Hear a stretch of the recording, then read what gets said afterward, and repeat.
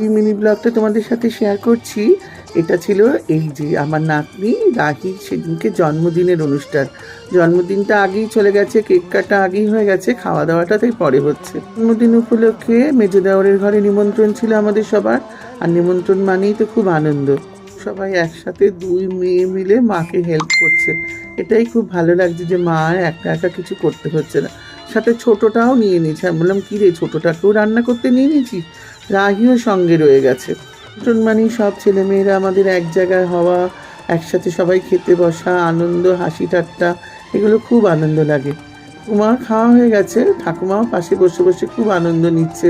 দেখছে সব নাতি নাতনি নাত জামাই সব বসে আছে, খেতে বসেছে। ঠাকুমারও খুব আনন্দ লাগছে। এইসব মুহূর্তগুলো যেন মনের মধ্যে খুব ভাবে রয়েছে। আগে তো সবাই একসাথে ছিলাম, একসাথে খেতাম, সেই দিনগুলো যেন এখন খুব মিস করি। এই বয়সে এসে ওই দিনগুলোকে খুব মিস করি। তখন হয়তো বুঝিনি, কিন্তু এখন বুঝি। একটু কচু বাটা, ধনে পাতাও নিয়ে নিলাম খাওয়ার জন্য। আমাদের নাহিকে